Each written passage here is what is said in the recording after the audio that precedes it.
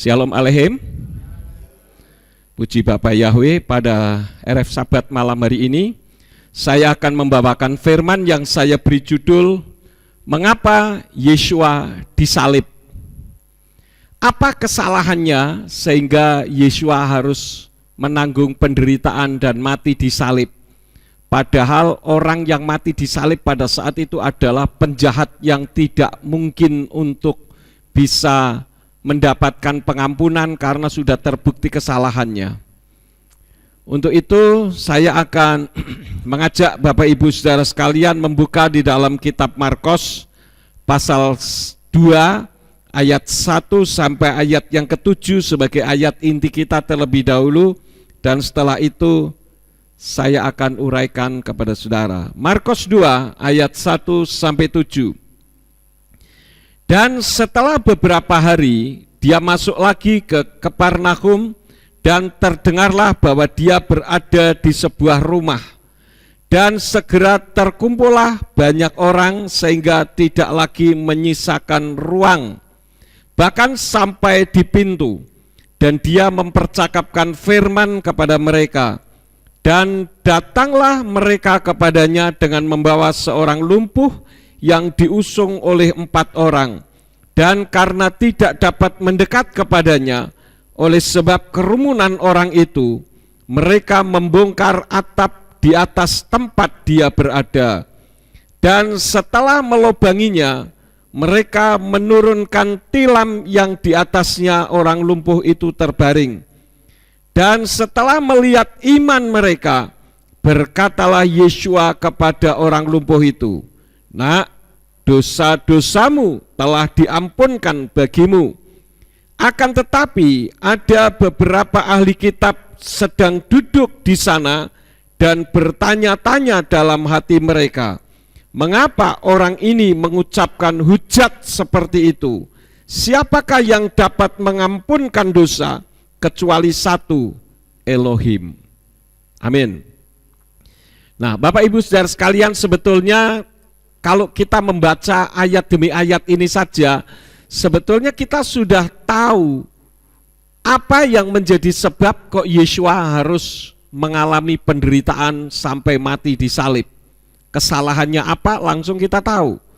Tetapi saya sangat prihatin dengan kondisi kekristenan di Indonesia saat ini.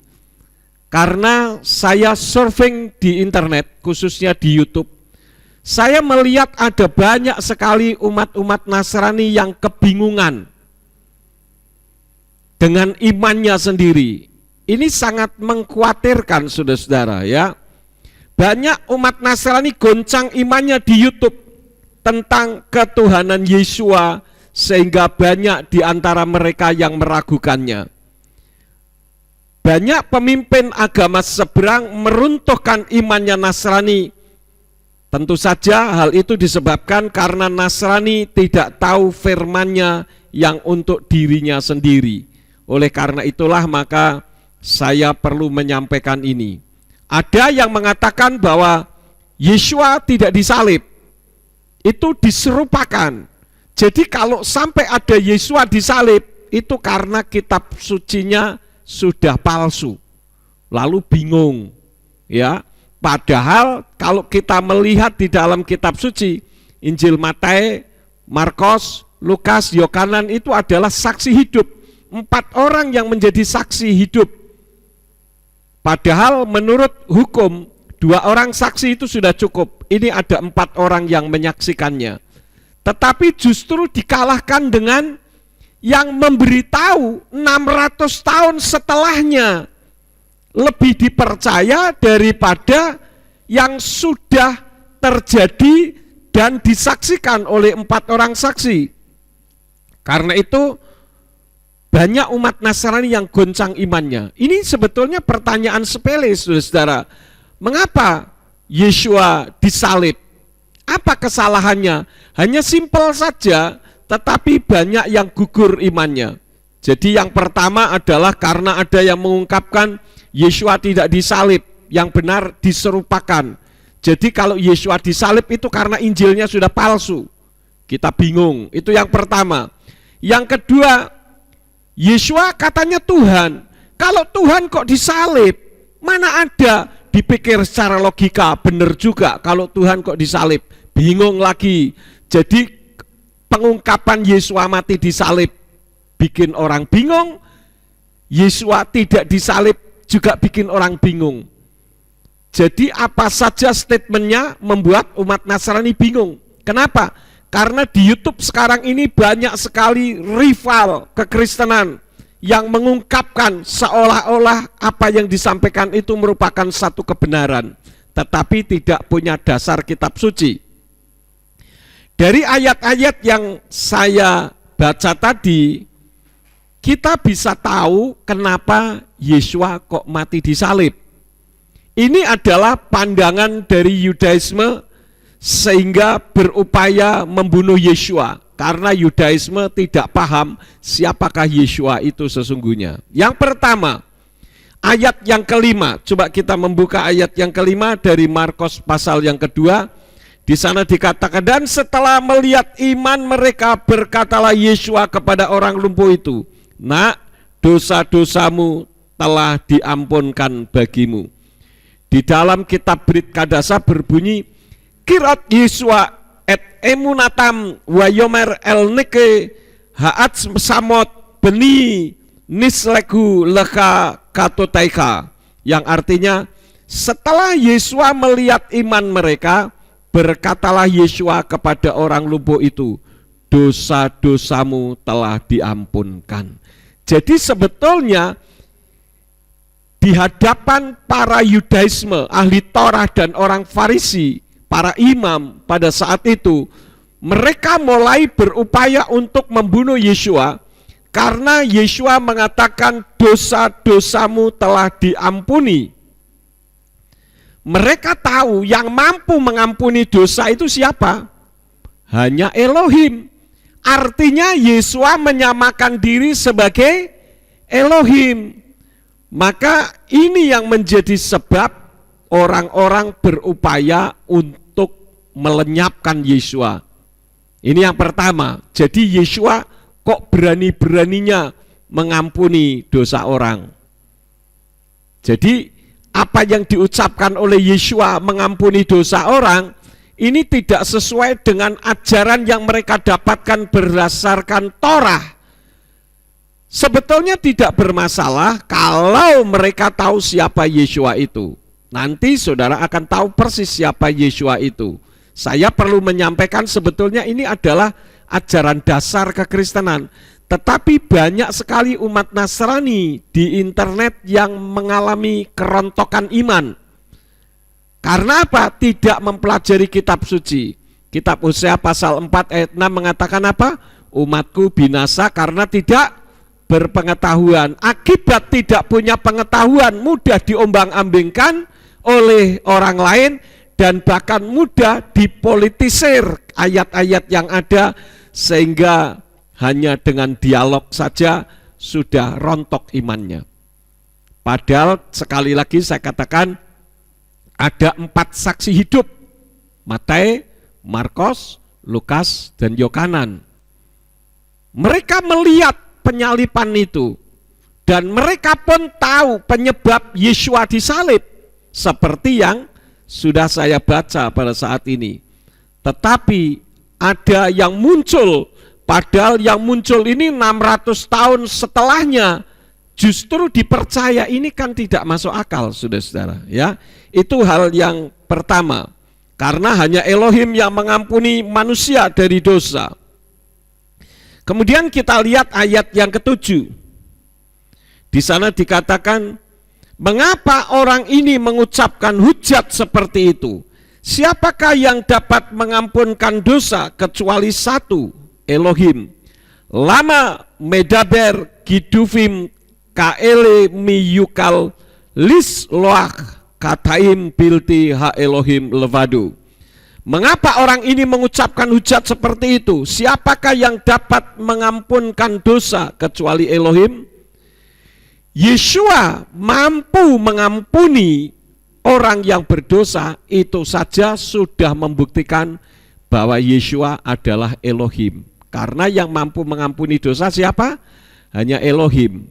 Ya, ini hal yang pertama. Saudara yang nonton ini jangan protes dulu.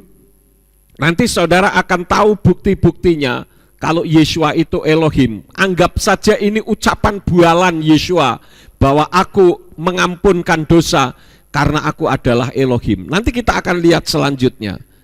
Tetapi dari ucapan Yeshua saja sudah membuktikan bahwa dia adalah Elohim. Jadi hal yang pertama, karena Yeshua mengampuni dosa dianggap menghujat Elohim. Elohim yang mereka kenal adalah Yahweh. Tetapi mereka tidak menyebut Yahweh karena orang-orang Yudaism begitu takutnya sehingga mereka menciptakan Talmud untuk tidak menyebut nama Yahweh di dalam kitab Berakot Sota 38b, Misnah Sotah pasal 7 ayat yang ke-6, dan Misnah Tamid pasal 7 ayat yang kedua. Hanya itu yang mengungkapkan. Maksudnya supaya nama Yahweh itu dihormati, karena tujuannya jangan menyebut nama Yahweh kalau di luar sinagog, di luar tempat ibadah. Tetapi sekarang ini terjadi distorsi yang semakin luas, sehingga di dalam bait Elohim pun mereka mengganti menjadi Hashem. Hashem berfirman. Hashem itu, nama itu berfirman. Siapa nama itu? Nama itu Hashem bukan nama, tetapi itu sebutan untuk sebuah nama. Jadi ini hal yang pertama. Yang kedua, Yeshua dianggap menghujat Elohim, yang dalam hal ini adalah Yahweh. Jadi yang pertama karena Yeshua mengampuni dosa manusia. Yang kedua, Yeshua dianggap menghujat Elohim. Tadi sudah saya baca ayat yang ke-7 ya. Nah, hal itu karena mereka berpikir, orang-orang Yudaisme itu, bahwa Yeshua itu bukan Elohim. Kenapa? Karena mereka tahu bahwa Yahweh itu roh, sehingga beda dengan Yeshua. Sedangkan Yeshua itu ada tubuh. Di dalam kitab Yohanan pasal yang keempat ayat yang ke-24 di sana dikatakan bahwa Elohim itu roh. Di dalam Brit Kadasa atau kitab suci perjanjian baru dalam bahasa Ibrani berbunyi Ha Elohim hu ruah wa ha ofdim oto serikim leafdu beruah uf emet. Elohim itu roh, dan mereka yang menyembah dia haruslah menyembah dalam roh dan kebenaran. Jadi mereka tidak bisa menerima Yeshua itu sebagai Elohim, karena Elohim itu roh, sedangkan Yeshua dilihat dengan wujud itu tubuh. Jadi berbeda. Mereka tidak menyadari bahwa Yeshua ini memiliki dua karakteristik, yaitu 100% manusia dan 100% Elohim dan 100% berwujud manusia. Jadi Yeshua itu bukan manusia. Terbukti kita membuka bersama-sama saudara-saudara di dalam kitab Injil Yohanan pasal yang ke-20. Kita lihat buktinya bahwa Yeshua itu juga roh. Di dalam Yohanan pasal yang ke-20 ayat yang ke-25 sampai 28. Saya akan baca yang demikian bunyinya. Lalu murid-murid lain berkata kepadanya, "Kami telah melihat Tuhan." Namun dia berkata kepada mereka, "Jika aku tidak melihat tanda paku di kedua tangannya dan mencucukkan jariku ke dalam tanda paku itu, serta mencucukkan tanganku ke dalam lambungnya, aku sekali-kali tidak akan percaya." Dan setelah 8 hari, para muridnya ada di dalam rumah lagi, dan Toma ada bersama mereka ketika pintu-pintu telah dikunci. Perhatikan, pintu-pintu telah dikunci. Yeshua datang dan berdiri di tengah-tengah serta berkata, "Damai sejahtera bagimu." Lalu dia berkata kepada Toma, Ulurkanlah jarimu ke sini dan lihatlah kedua tanganku, dan ulurkanlah tanganmu dan cucukkanlah ke dalam lambungku, dan janganlah menjadi tidak percaya, tetapi percaya. Dan Toma menjawab dan berkata kepadanya, Tuhanku dan Elohimku. Ayat yang ke-8 kalau dibaca di dalam kitab berbahasa Ibrani, Brit Kadasa, berbunyi, Hasif Toma wa amarlo Adonai wa Elohai. Elohai itu artinya Elohim Ani. Dan Toma menjawab dan berkata, Tuanku dan Elohimku. Lah, di situ menggunakan Adonai yang diterjemahkan Adon Ani, Tuanku, bukan Tuhanku. Benar, tetapi ingat, orang Yahudi menyebut Yahweh juga dengan Adonai. Jadi Yeshua itu disebut sebagai Tuanku yang sama seperti orang-orang Yahudi menyebut Yahweh juga dengan Tuanku. Maka tidak salah kalau Tuanku bagi Yeshua Adonai disebut sebagai Tuhanku. Jadi terbukti bahwa Yeshua itu Elohim. Ketika murid-murid sedang berkumpul di dalam rumah yang tertutup, ketika mereka merundingkan sesuatu, khususnya Toma atau selama ini kita kenal dengan nama Thomas, waktu itu tidak percaya kalau Yeshua itu adalah Elohim. Dia katakan, aku baru percaya kalau dia bangkit dari kematian, kalau aku mencucukkan tanganku ke jarinya dan ke lambungnya, ke tangannya dan ke lambungnya, maksud saya. Pada saat mereka ngomong begitu, Yeshua ada enggak? Ketika Thomas mengatakan, aku tidak akan percaya sebelum tanganku aku taruh pada tangannya yang berlubang dan mencucukkan jariku ke lambungnya yang ditikam oleh tombak. Pada saat Toma mengatakan itu, Yeshua ada enggak? Tidak ada. Tetapi anehnya pada ayat yang ke-28 dikatakan, Hesif Toma wa amarlo Adonai wa Elohai. Thomas menjawab dan berkata, Tuhanku dan Elohimku. Artinya Yeshua mengatakan ayat sebelumnya, mari Thomas, kalau misalkan saya rekonstruksikan gitu ya, mari Thomas, inilah tanganku yang berlubang karena paku, cucukkanlah tanganmu ke lambungku yang ditikam itu. Artinya bahwa ketika mereka mengatakan seperti, kalau aku tidak mencucukkan tanganku ke jari, ke tangannya dan ke lambungnya yang luka itu oleh tombak, aku tidak akan percaya. Walaupun Yeshua tidak ada di situ, tetapi Yeshua tahu apa yang diucapkan oleh Toma. Bisa dipahami, saudara-saudara? Artinya bahwa Yeshua itu maha tahu, saudara-saudara. Jadi pemikiran orang-orang Yudaisme, ahli Torah dan orang Farisi yang mengatakan bahwa Yeshua itu bukan Elohim tidak terbukti. Karena Yeshua maha tahu. Walaupun wujudnya tidak ada di situ, tetapi apa yang dikatakan Toma, dia mendengar. Ya. Kemudian yang kedua, bahwa orang-orang Yudaisme ini tidak percaya bahwa Yeshua itu adalah Elohim, karena dalam wujud manusia Yeshua itu terbatas, sedangkan Yahweh itu kekal. Jadi mereka berpendapat Yeshua itu bukan Elohim, yang mereka tahu adalah Hashem atau Yahweh itu. Tetapi kita lihat statement dari Yeshua di dalam kitab Yohanan pasal yang ke-8 ayat yang ke-58.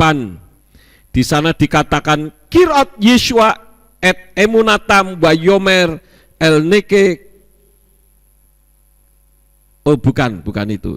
Yohanan 8 ayat yang ke-58. Di sana berbunyi demikian. Yeshua berkata kepada mereka, sesungguh-sungguhnya aku berkata kepadamu, sebelum Abraham ada, aku ada.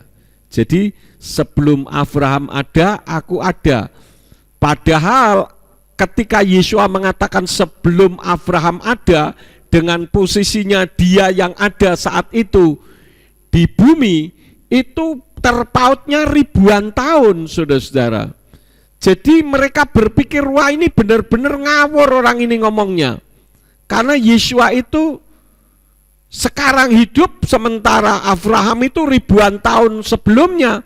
Bagaimana mungkin dia mengatakan sebelum Abraham ada, aku ada. Nah, di sini menunjukkan bahwa Yeshua itu kekal adanya. Coba kita melihat di dalam kitab Wahyu pasal yang ke-1. Kitab Wahyu pasal yang ke-1 ayat yang ke-8 sampai ayat yang ke-11. Ini membicarakan tentang Yeshua ketika Yohanan mendapatkan penglihatan di Pulau Patmos. Dia katakan, Yahweh berfirman, aku adalah Alfa dan Omega. Kalau di dalam kitab berbahasa Ibrani itu, aku Alef Wetau, permulaan dan penghabisan, yang ada dan yang telah ada, dan yang akan datang, penguasa semesta. Aku Yohanan yang juga saudaramu dan teman sekutu dalam kesukaran dan dalam kerajaan serta ketabahan. Yeshua HaMashiach berada di pulau yang disebut Patmos, berkenaan dengan firman Elohim dan berkenaan dengan kesaksian Yeshua HaMashiach. Aku berada dalam roh pada hari Tuhan, dan aku mendengar di belakangku suatu suara yang nyaring seperti bunyi sangkakala yang mengatakan, akulah Alef Wetau, yang pertama dan yang terakhir, dan apa yang engkau lihat tuliskanlah dalam sebuah kitab dan kirimkanlah kepada seluruh gereja di Asia, ke Efesus dan ke Smyrna dan ke Pergamus dan ke Tiatira dan ke Sardis dan ke Philadelphia dan ke Laodikia. Jadi di sini kita tahu bahwa Yeshua itu adalah Yahweh. Mungkin kita berkata, loh tadi yang mengatakan kan Yahweh bukan Yeshua. Kita lihat di dalam Wahyu pasal yang ke-22. Wahyu pasal yang ke-22 ayat yang ke-12 sampai ayat yang ke-13. Ini Yeshua yang berkata. Kalau tadi Yahweh yang berkata, tetapi pada ayat yang ke-12 dan 13 ini Yeshua yang berkata, dan lihatlah, aku datang segera, dan upahku ada bersamaku untuk membalaskan kepada setiap orang sesuai dengan pekerjaannya.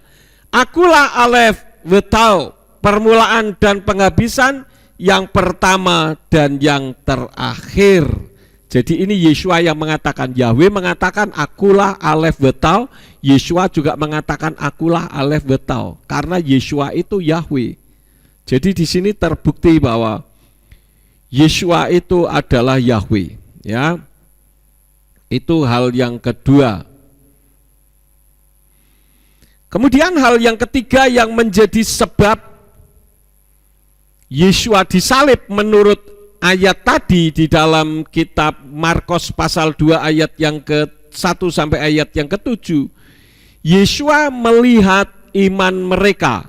Ayat yang kelima tadi ya, dikatakan kirat Yeshua et emunatam wa yomer el nike Ha'at samot beni nisleku leka katotaika. Setelah Yeshua melihat iman mereka, berkatalah Yeshua kepada orang lumpuh itu, dosa-dosamu telah diampuni.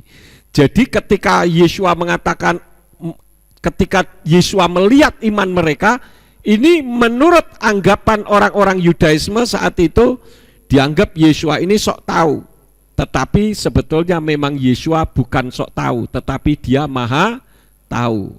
Ya, terbukti kita membuka di dalam kitab Injil Lukas pasal yang ke-19. Ini salah satu contoh realitas bahwa Yeshua itu maha tahu.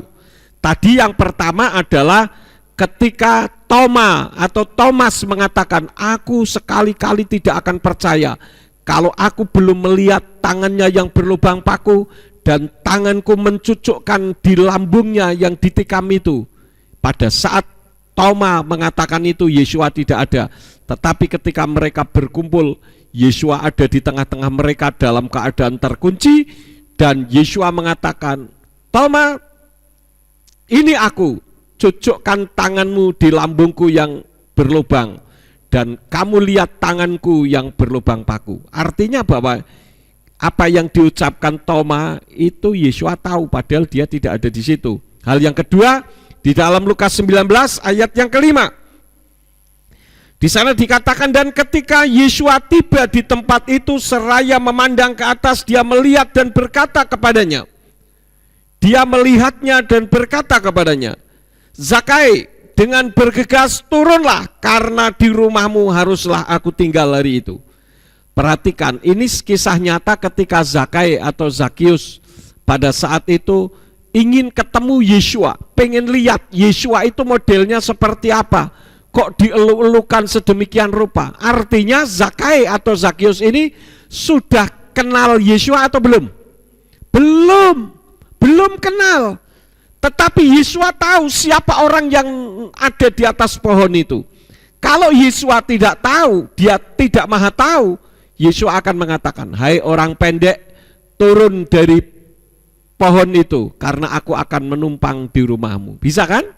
Sekarang ini banyak pendeta-pendeta yang sok tahu, merasa dirinya tahu. Di sini ada orang yang sakit flu, kena corona misalkan. Kalau ribuan orang ya pasti ada kemungkinan satu di antara yang sakit flu. Padahal bukan corona, orang jadi ketakutan. Saya melihat ada orang yang punggungnya sakit. Nah, siapa? Sebut dong nama, kalau memang dia tahu betul-betul. Seperti Yesua ketika Zakai ada di atas pohon, dia langsung mengatakan, Zakai, turun karena aku akan menumpang di rumahmu.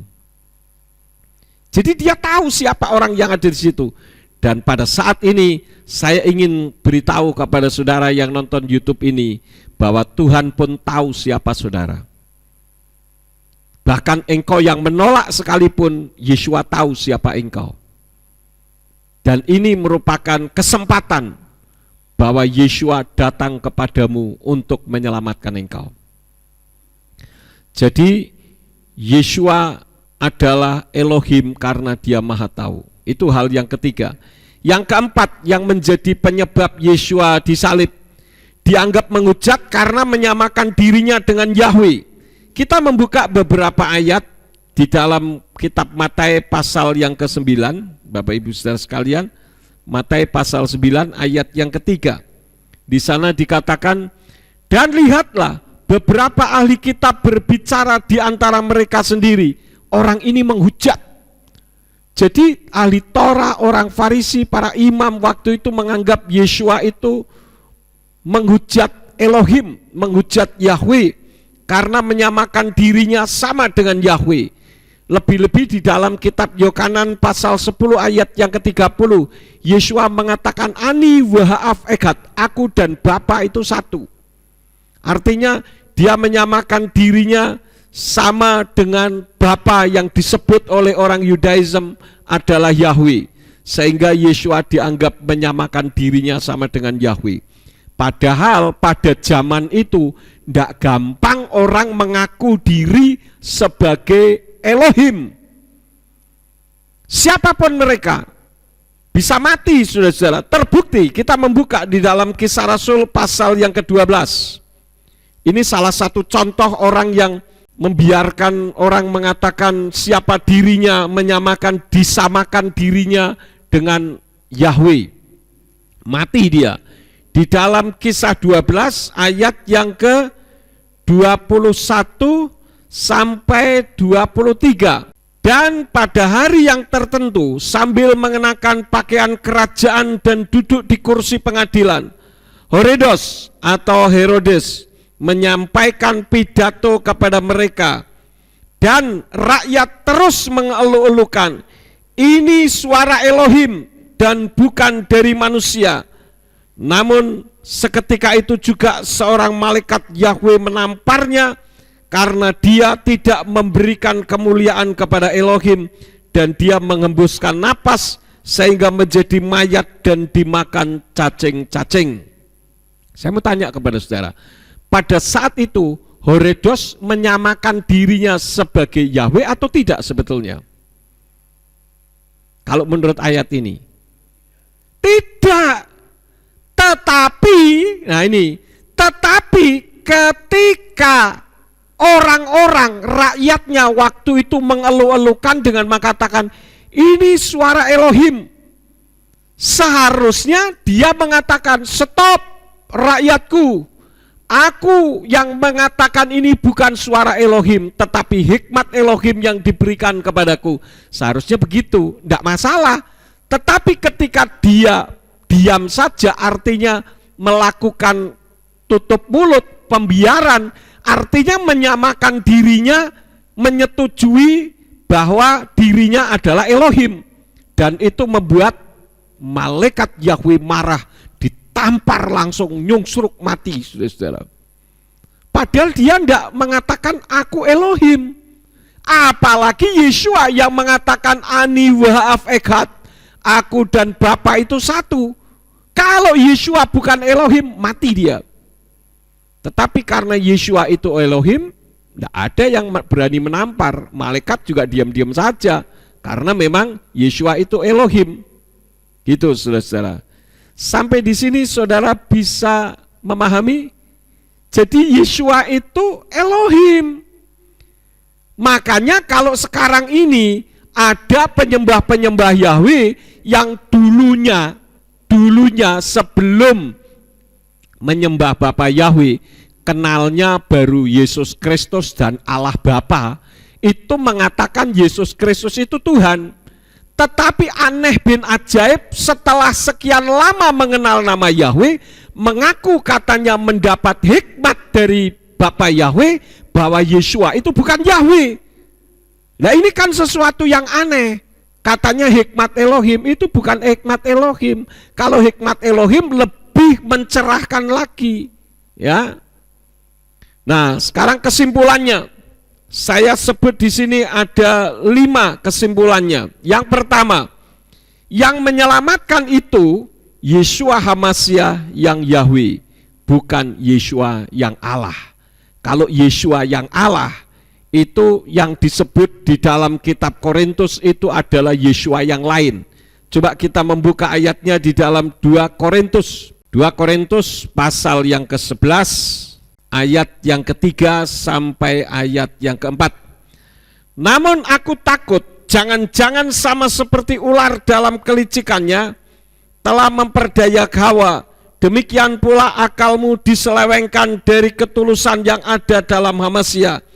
Karena ternyata kamu terus bertenggang rasa dengan baik, tatkala ada yang datang memberitakan Yeshua yang lain, yang tidak pernah kami beritakan, atau kamu menyambut roh yang berbeda yang tidak pernah kamu sambut, atau Injil yang berbeda yang tidak pernah kamu terima. Jadi Yeshua yang lain adalah Yeshua yang bukan Yahweh. Yeshua yang Allah, Yeshua yang ciptaan, itu Yeshua yang lain. Ingat, kitab suci mengatakan setan pun bisa menyamar menjadi malaikat terang. Jadi setan pun bisa menyamar menjadi Yeshua yang lain, sehingga membuat pemahaman orang berbeda. Ya, ini yang pertama. Jadi kesimpulannya, yang menyelamatkan adalah Yeshua HaMashiach yang Yahweh, bukan Yeshua yang Allah atau Yeshua yang bukan Yahweh. Yang kedua, Yeshua itu bukan sekedar nabi atau tokoh agama. Karena Yeshua datang ke atas muka bumi ini tidak untuk mendirikan agama. Karena itu saya katakan agama apapun tidak menyelamatkan, termasuk agama Kristen atau agama Nasrani. Yang menyelamatkan adalah Yeshua HaMashiach yang adalah Yahweh yang turun ke dalam dunia ini. Gereja ini pun tidak menyelamatkan. Yang menyelamatkan adalah siapa yang disembah di gereja ini. Tidak lain adalah Yeshua HaMashiach yang adalah Yahweh, bukan Yeshua yang Allah atau Yeshua yang adalah ciptaan, Yeshua yang bukan Yahweh. Itu hal yang kedua. Yang ketiga, kesimpulannya, menolak Yeshua sebagai Elohim berarti sama dengan ahli Torah dan orang Farisi serta para imam Yudaisme pada saat itu. Karena itu kalau ada orang yang mengatakan bahwa saya menerima hikmat Elohim, hikmat Yahweh setelah sekian lama mengiring Yahweh, berarti dia mendapatkan hikmatnya ahli Torah dan orang Farisi, bukan hikmat Elohim. Itu hal yang ketiga. Yang keempat, kita membuka di dalam Lukas pasal yang kedua bahwa Yeshua itu terbukti Yahweh.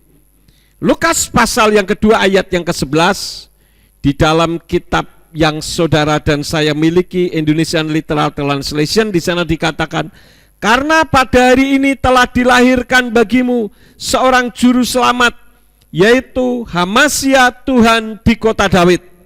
Ini tidak terlalu jelas. Kalau di dalam kitab Pesita atau Perjanjian Baru dalam bahasa Aramaik, Lukas 2 ayat yang ke-11 berbunyi, Atilat lekon geir yomana peruka daituhi Maryah Mesia bemadinta de Daud. Karena hari ini telah lahir bagimu juru selamat, yaitu Tuhan Yah Sang Mesias di kota Daud. Jadi yang dilahirkan itu wujudnya manusia, tetapi itu adalah Tuhan Yah, Tuhan Yahweh. Karena di sana dikatakan Maryah. Maryah itu Maria Yah. Kalau Maria itu sama dengan Elohim. Jadi ini berbeda. Sedangkan Yah itu merupakan kependekan dari Yahweh.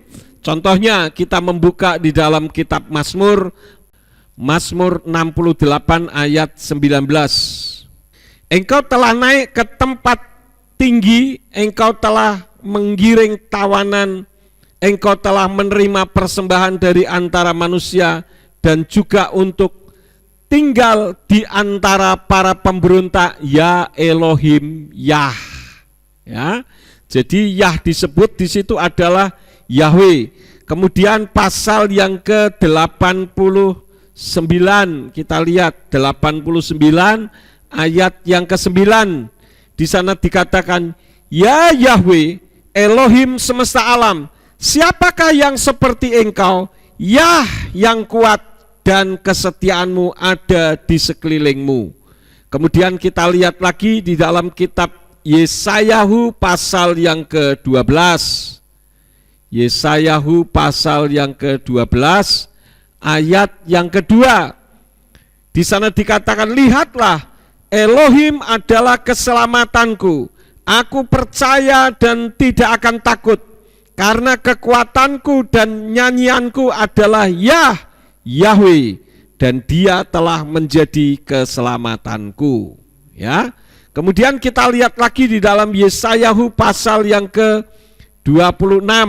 Ada banyak nama Yah di situ diungkapkan. Yesayahu pasal 26 ayat yang keempat. Percayalah kepada Yahweh selamanya, karena di dalam Yah Yahweh ada batu cadas yang kekal. Satu lagi pasal yang ke-38 ayat yang ke-11. Di sana dikatakan, aku berkata, aku tidak akan melihat Yah, ya Yah di negeri orang hidup. Aku tidak akan lagi melihat manusia di antara penduduk dunia. Jadi Yah yang dimaksud di situ adalah Yahweh. Maka di dalam kitab Lukas pasal yang ke-2 ayat yang ke-11 tadi, atilat lekon geir yomana peruka daituhi Maryah Mesia bemadinta de Daud. Karena hari ini telah lahir bagimu juru selamat, yaitu Tuhan Yah, artinya Tuhan Yahweh, Sang Mesias di kota Daud. Jadi bukan Maria. Kalau Maria itu adalah sama dengan Elohim. Tetapi kalau Maryah itu Maria Yah, Elohim Yah. Oleh karena itulah maka Yohanan 15 ayat yang ke-23 mengatakan, hasne oti husnegam et avi. Siapa yang membenci aku, ia juga membenci Bapakku. Ya. Karena itu ketika ada di atas muka bumi ini, Yeshua mengajarkan murid-muridnya untuk mengasihi Yahweh. Dia katakan di dalam Matius 22 ayat yang ke-37, dikatakan wa yomer Yesua elai wa ahaf ta'et Yahweh Elohika bekal lafafka ufkal nafseka ufkal madaika. Firman Yesua kepadanya, kasihilah Yahweh Elohimu dengan segenap hatimu, segenap jiwamu, dan dengan segenap akal budimu. Kenapa kok Yesua tidak mengatakan kasihilah aku? Karena dia di bumi ini hanya sementara, hanya untuk berfirman saja, sebagai dafar atau firman yang hidup, yaitu Torah yang hidup, hukum dan pengajaran yang hidup, yaitu Yesua HaMashiach. Bagaimana orang mengatakan aku mengasihi engkau kalau tidak mau menyebut namanya? Paham saudara-saudara? Kemudian lebih mengerikan lagi, kalau bicara soal nama, ini berbicara soal keselamatan. Yohanan 8 ayat yang ke-24 dikatakan, laken amarti lakem ki tamutu fakato tekem ki imlo ta'aminu fi ki anihu tamutu fakato tekem. Oleh karena itu aku berkata kepadamu bahwa kamu akan mati dalam dosa-dosamu, sebab jika kamu tidak percaya bahwa akulah dia, yaitu Yahweh, maka kamu akan mati dalam dosa-dosamu. Jadi jangan memerintah Tuhan untuk menuruti isi hati saudara. Tuhan kan tahu isi hatiku. Ya memang Tuhan tahu, kalau tidak tahu dia bukan Tuhan. Tetapi kita perlu cari tahu, kalau namamu aku ganti itu bagaimana Tuhan. Harusnya begitu. Jangan Tuhan yang suruh ngikuti kita, kita yang mengikuti aturan Tuhan. Yang terakhir, bahwa Yesua itu Yahweh punya karakteristik yang sama. Di dalam kitab Mazmur pasal yang ke-23 ayat yang ke-1, kita membuka saudara-saudara, Mazmur 23 ayat yang ke-1 ini adalah pengakuan dari Daud. Dalam Mazmurnya dia katakan, Yahweh adalah gembalaku, aku takkan kekurangan. Jadi Yahweh sebagai apa? Gembala yang baik. Maka Yesua juga mengatakan di dalam Yohanan pasal yang ke-10 ayat yang ke-11. Yohanan 10 ayat yang ke-11 dikatakan, akulah gembala yang baik. Gembala yang baik mempertaruhkan jiwanya demi domba-domba itu. Kemudian ayat 14 diulang kembali, akulah gembala yang baik dan aku mengenal domba-dombaku dan aku dikenal oleh domba-dombaku. Jadi kalau kita benar-benar mengerti Tuhan, kita mengenal Tuhan, ayat ini katakan aku mengenal domba-dombaku, domba-dombaku juga mengenal aku. Jadi ini ada paralel yang sama. Kemudian hal yang berikut, karakteristik yang sama, yang awal dan yang akhir. Tadi di dalam Yesayahu pasal 41 ayat yang ke-14, Yahweh itu Alef Wetau, yang awal dan yang akhir. Wahyu 1 ayat yang ke-8, Yahweh itu Alef Wetau, yang awal dan yang akhir. Yesua di dalam Wahyu 22 ayat 12 sampai 13, Yesua mengatakan aku Alef Wetau. Jadi mempunyai karakteristik yang sama, yang awal dan yang akhir. Artinya apa? Betul-betul tidak berawal dan tidak berakhir, karena dia kekal adanya. Kemudian karakteristik yang sama yang ketiga adalah sebagai juru selamat. Di dalam Yesayahu 43 ayat yang ke-11 dikatakan apa? Anoki Yahweh wa'in mibal adai mosya. Akulah Yahweh, tidak ada juru selamat selain aku. Jadi juru selamat itu hanya Yahweh. Dan karena Yesua itu Yahweh, maka dia katakan di dalam Yohanan pasal yang ke-14 ayat yang ke-6, Yesua berkata kepadanya, akulah jalan dan kebenaran dan hidup. Tidak seorang pun datang kepada Bapa jika tidak melalui aku. Jadi tetap Yesua dengan Yahweh itu sama, karena memang ini adalah pribadi yang sama, karakteristiknya juga sama. Karena itu saya katakan antara Yesua dan Yahweh, Yesua itu 100% Elohim dan 100% berwujud manusia, bukan 100% manusia.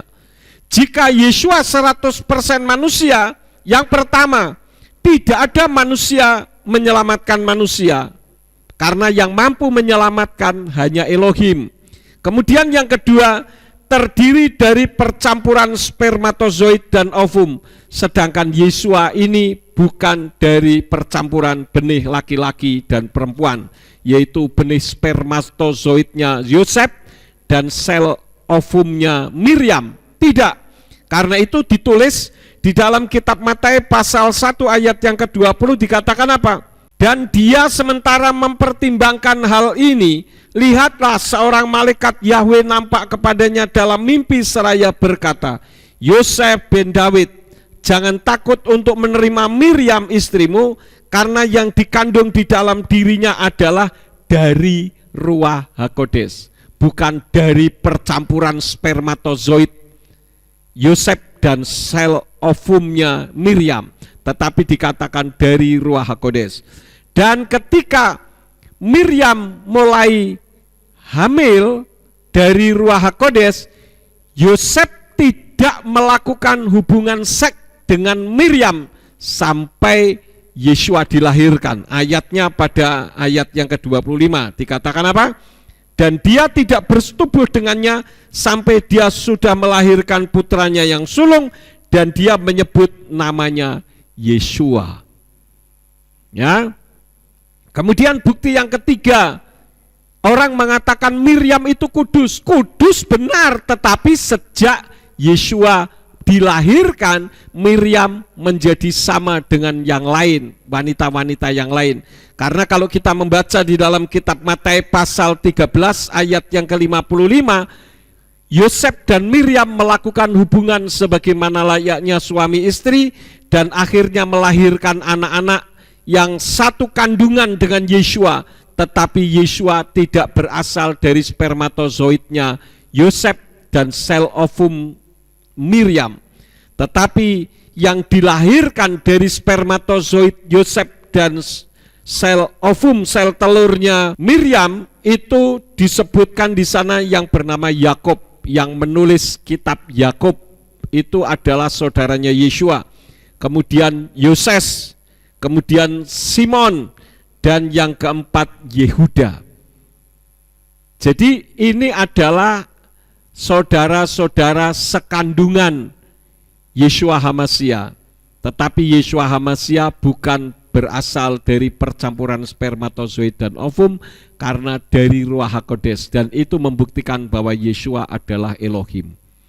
Jadi bagi saudara-saudara yang seringkali ragu-ragu untuk menerima Yeshua HaMashiach sebagai Elohim, saya mengharapkan melalui kebenaran firman yang saudara dengar saat ini melalui YouTube ini, jangan ragu-ragu lagi.